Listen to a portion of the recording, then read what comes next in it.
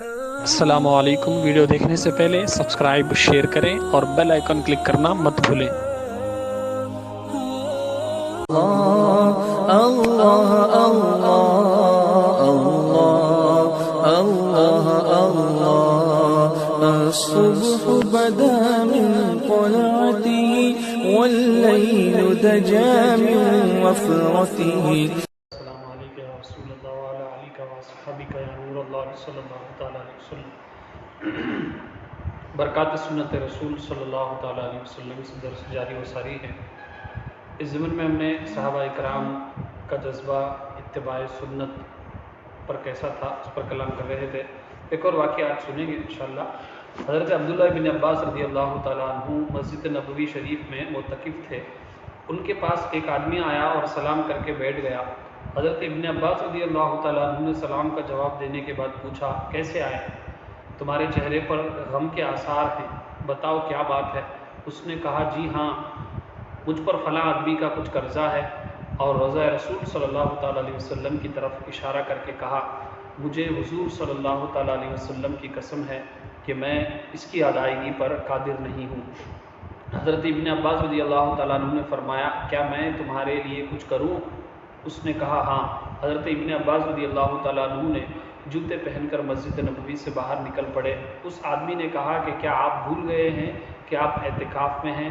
حضرت ابن عباس رضی اللہ تعالیٰ عنہ نے فرمایا، نہیں، لیکن میں نے حضور صلی اللہ تعالیٰ علیہ وسلم سے سنا تھا کہ جو شخص اپنے کسی مسلمان بھائی کی حاجت روائی کے لیے چل پڑے اور اس کا دکھ درد دور کرنے کی کوشش کرے، اس کے لیے یہ بات 10 سال کی نفلی اعتکاف سے بہتر ہے۔ حضور صلی اللہ تعالیٰ علیہ وسلم کی سنت پر عمل کرنے کی غرض سے میں آپ کے ساتھ چل پڑا، کیونکہ حضور صلی اللہ تعالیٰ علیہ وسلم بذات خود مسلمانوں کی مدد کے لیے ہر وقت تیار رہتے تھے۔ اس لیے آج میں بھی حضور صلی اللہ تعالیٰ علیہ وسلم کی اس سنت کی اتباع میں آپ کے ساتھ مسجد سے نکل آیا۔ آخر حضرت ابن عباس رضی اللہ تعالیٰ عنہ نے اس شخص کی مدد فرمائی اور اس کا قرضہ اتارنے کی تدبیر پیدا ہوئی۔ یہ پورا ایک مکمل واقعہ ہے، اس پر ڈیٹیل میں انشاءاللہ ایک کر کے ہم آئندہ اگلے درسوں میں بھی کلام کریں گے۔ اب آج پہلی بات یہ دیکھ لیں آپ، حضرت عبداللہ ابن عباس رضی اللہ تعالیٰ عنہ مسجد نبوی شریف میں معتکف تھے۔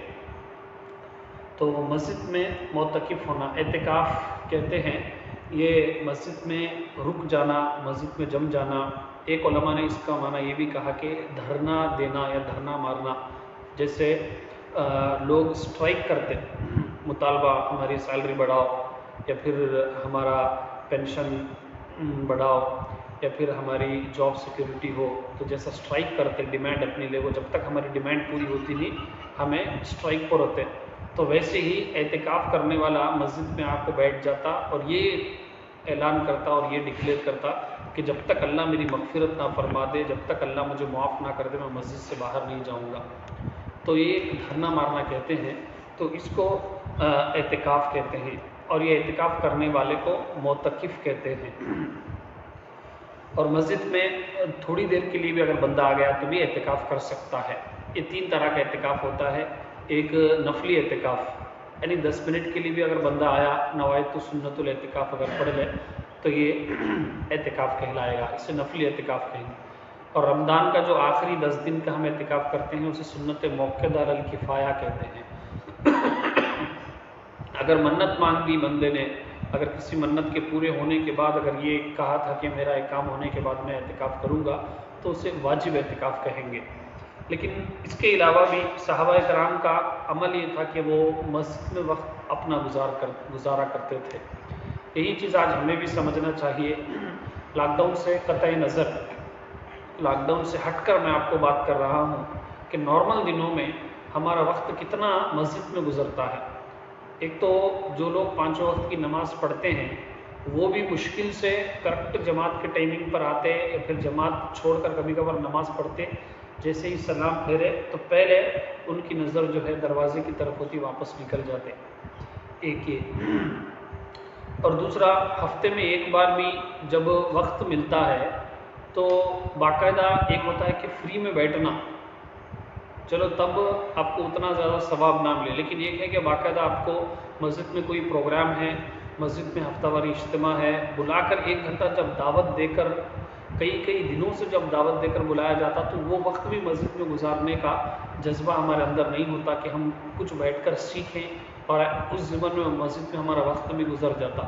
اسی طریقے سے قافلے بھی ہمارے ہوتے، نوری قافلے، 3 دن کے، 2 دن کے، 1 دن کے، یہ بھی مسجد میں وقت گزارنا ہے۔ تو صحابہ اکرام جو عاشق رسول بنے، صحابہ اکرام کو جو اتنا بڑا مقام و مرتبہ ملا، صحابہ اکرام جو کامیاب ہوئے، صحابہ اکرام کو جو آقا علیہ السلام نے فرمایا یہ ہدایت کے ستارے ہیں، کسی ایک کی بھی پیروی کرو گے تو کامیاب ہو جاؤ گے، تو ایسے ہی نہیں، ان کے اندر یہ جذبہ تھا، انہوں نے وہ تقاضوں کو پورا کیا۔ تو اس میں سے ایک چیز یہ ہے کہ اپنا وقت جو ہے مسجد میں گزارنا، فری ٹائم ملا ہے۔ اس کا مطلب یہ بھی نہیں کہ بیوی بچوں کو چھوڑ کر، کمانا چھوڑ کر، اور جو بھی ذمہ داریاں ہیں وہ چھوڑ کر پورا وقت مسجد میں گزارنا، یہ نہیں۔ اسی لیے آپ دیکھیں آگے واقعہ میں آئے گا کہ جب ضرورت پڑی تو وہ مسجد سے باہر نکل گئے مسلمان کی مدد کرنے کے لیے، لیکن جب باہر کیا بھی کام نہیں تھا تو پورا کا پورا وقت ریمیننگ جو بھی ان کا ٹائم تھا وہ پورا کا پورا انہوں نے مسجد میں گزارا۔ یہ چیز ہمیں سمجھنا ہے، یہ چیز اگر ہمارے نوجوانوں کے اندر آ گئی تو بڑے بڑے گناہوں سے ہمارے نوجوان بچ جاتے۔ اب ہمارے نوجوان فری ٹائم کام گزارتے کسی کالج کے سامنے کھڑے ہو کر لڑکیوں کے انتظار میں، اسی طریقے سے کسی کٹے پر بیٹھ کر، یا پھر کسی ایسے اندھیرے میں بیٹھ کر موبائل کا استعمال کرنا، پھر ایسے برے دوستوں کے ساتھ بیٹھ کر الٹی سیدھی باتیں کرنا، گندی باتیں کرنا، لڑکیوں کی باتیں کرنا، اسی طریقے سے کہیں جا کر ویڈیوز ٹک ٹاک بنانا، سیلفیز لینا۔ یہ وقت اگر مسجد میں گزارتے تو ان کی جوانی کی بھی حفاظت ہوتی، اور ان کے علم میں بھی اضافہ ہوتا، اور ان کے اندر بری خصلتیں بھی دور ہوتی۔ ان کے اندر جو جوئی کی عادت ہے IPL میچ میں اور OC نمبر میں، یہ جو الٹی سیدھی حرکتوں میں لگے ہیں، یہ سب سے بچ جاتے۔ حدیث میں فرمایا گیا کہ مسجد شیطان سے بچنے کے لیے ایک محفوظ قلعہ ہے۔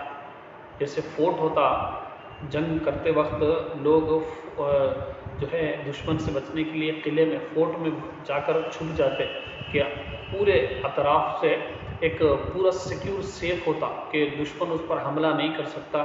تو فرمایا گیا کہ مسجد جو ہے یہ شیطان سے بچنے کے لیے محفوظ قلعہ ہے۔ اب آپ دیکھ لیں مسجد میں جب بندہ بیٹھتا تو گانے نہیں سنتا اور گالیاں نہیں نکلتے، لڑائی جھگڑا نہیں ہوتا، تو یہ خود بخود اس کی برکتیں ہیں۔ یہی چیز، یہی روش، یہی طرز صحابہ اکرام کی تھی۔ آج اس سے ہم کوسوں دور ہیں۔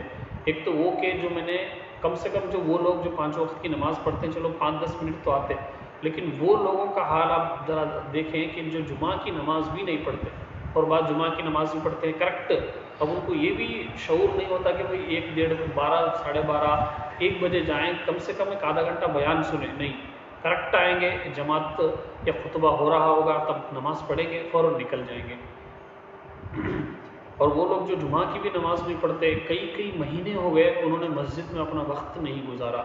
تو یاد رکھو مسجد میں 1 سیکنڈ وقت گزارنا یہ ثواب ہے۔ فرمایا گیا کہ ہر سانس کے بدلے میں نیکیاں ملتی ہیں۔ دنیا کا کوئی حصہ نہیں ہے، حدیث میں فرمایا گیا کہ دنیا کا بہترین حصہ مسجد ہے، مسجد ہے۔ ہر سیکنڈ پر آپ کو آپ کے نامہ اعمال میں نیکیاں ملیں گی۔ یاد رکھو دنیا کے بڑے سے بڑے جو خوبصورت ترین شہر ہے، سوئٹزرلینڈ ہے، سنگاپور ہے، آسٹریلیا ہے، بڑے سے بڑے جو بہترین آپ کو ٹورسٹ پلیسز ہے، وہاں پر اگر آپ رکیں گے تو اتنا ثواب آپ کو نہیں ملے گا، لیکن آپ کے محلے کی مسجد میں تھوڑی دیر بھی اگر آپ رکیں گے اعتکاف کی نیت سے تو ہر سانس کے بدلے میں اللہ تبارک و تعالیٰ آپ کو نیکیاں عطا فرمائے گا۔ لیکن ہمارے اندر یہ احساس نہیں ہے، معاذ اللہ، ہمیں مسجد سے ایسا ہوتا ہے کہ نفرت ہوتی ہے۔ اس لیے حدیث میں فرمایا گیا مسجد کی مثال مومن کے لیے ایسی ہے جیسے پانی اور مچھلی کی، تو بغیر پانی کے کیسے مچھلی تڑپتی ہے، تو مومن کے حوالے سے فرمایا گیا کہ بغیر مسجد کے ویسا وہ تڑپتا ہے۔ لیکن ہمارے ہاں ہمیں مسجد کے قریب گھر لینا اور مسجد کے قریب رہنا یہ ہمیں ناپسند ہوتا ہے۔ تو یہ اپنے اندر یہ عادت بنائیں کہ زیادہ سے زیادہ وقت جو ہے اپنی مسجدوں میں گزاریں، اور جو مساجد کے متولی ہیں، جو ذمہ داران ہیں، وہ بھی اس کا اہتمام کریں کہ جو واقعی کچھ سیکھنے سکھانے کے لیے مسجد میں کچھ لوگ جمنا چاہتے ہیں، بیٹھنا چاہتے ہیں، تو ان کو پرمیشن دیں۔ ایسا نہیں کہ یہ ہے کہ اب لاک ڈاؤن کی سچویشن میں تو گورنمنٹ کی طرف سے پابندی ہے، مسجد کلوز کرنا ہے تو وہ کریں، لیکن نارمل حالت میں جہاں پر کچھ لوگ سیکھنا چاہتے ہیں، بیٹھنا چاہتے ہیں، تو ان کو بلائیں، زیادہ سے زیادہ نوجوانوں کو مسجد میں گزارنے کا آپ موقع دیں تاکہ بہت ساری برائیاں اس سے ختم ہو۔ دعا ہے کہ اللہ تبارک و تعالی ہمیں اور ہمارے آنے والی نسلوں کو مسجدوں میں ہمارا بسر ہو، مسجدوں میں آنا جانا ہمارا ہو اور مسجد سے ہمارا معمول ہو جائے۔ مالک کریم کے سننے میں اگر کچھ غلطیاں ہوئی تو اپنے محبوب کے صدقے میں معاف فرما اور اس کی اصلاح کی توفیق عطا فرما۔ استغفر اللہ ربی من کل ذنب و اتوب الیہ وما علینا